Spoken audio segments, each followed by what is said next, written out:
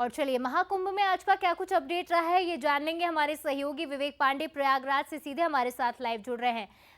विवेक, 24 दिन बीत चुके हैं, महाकुंभ के कवरेज आप लगातार कर रहे हैं और भक्तों की भीड़ कम होने का नाम नहीं ले रही। जो आंकड़ा अंदाजा लगाया जा रहा था 45 करोड़ का, लगभग 24 दिनों में ही 33 करोड़ वो पार कर चुका है। कैसा उत्साह आप भक्तों में देख रहे हैं, खासतौर पर आज जब प्रधानमंत्री नरेंद्र मोदी भी संगम में स्नान करने पहुंचे थे?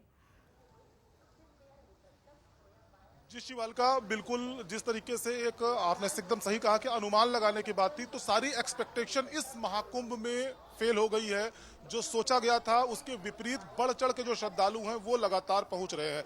अब जबकि 3 अमृत स्नान बीत चुके हैं, अखाड़े धीरे धीरे अपने सामान को समेटकर काशी की तरफ रवाना होने की प्रक्रिया में आ गए हैं, लेकिन उसके बाद भी महाकुंभ में मौनी अमावस्या पर भगदड़ जैसी स्थिति उत्पन्न हुई। उसके बाद कई लोगों ने अपने टिकट्स को कैंसिल कराया, लेकिन उसके बाद धीरे धीरे हालात एकदम शिवालिका सामान्य हो गए हैं और जो श्रद्धालु हैं, जो पर्यटक हैं, उनके आने का सिलसिला फिर से उसी तरीके से शुरू हो गया है जिस तरीके से पौष पूर्णिमा पर हमने भीड़ देखी थी। तो अब वो लोग जो आराम से महाकुंभ में आकर त्रिवेणी की आस्था की डुबकी लगाना चाहते थे वो यहाँ पर पहुंचना शुरू कर दिए हैं, क्योंकि जो व्यवस्थाएं हैं जिसको प्रशासन ने चाक चौबंद कर दी थी, भगदड़ के बाद थोड़ी सी स्थिति जरूर गड़बड़ हुई थी, लेकिन अब जिस तरीके से सारी व्यवस्थाएं एकल दिशा प्रणाली है और सारी चीजों को देखते हुए, तो अब जो स्नान ध्यान और तमाम इस चीज से जुड़ी हुई चीजें हैं उसमें बेहद आसानी हो रही है। लोगों की गाड़ी काफी पास तक आ जा रही है, अब उनको उतना पैदल नहीं चलना पड़ रहा है। तो ये अनुमान लगाया जा रहा है कि जिस तरीके की भीड़ अभी तक हमने इन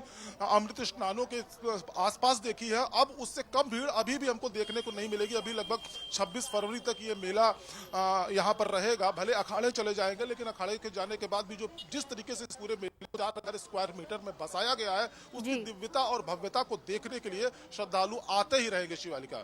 बिल्कुल कहा जा सकता है विवेक, क्योंकि इसकी दिव्यता भव्यता बढ़ती ही जा रही है। दिन ब दिन श्रद्धालुओं की संख्या बढ़ रही है और जिस तरह से श्रद्धालुओं की संख्या बढ़ रही है, ये अंदाजा लगाया जा रहा है कि 45 करोड़ का आंकड़ा आगे आने वाले 2 से 3 दिनों में ही पार कर लेंगे। फिलहाल तमाम जानकारी के लिए आपका बहुत बहुत शुक्रिया। तस्वीरें भी आपने दिखाई।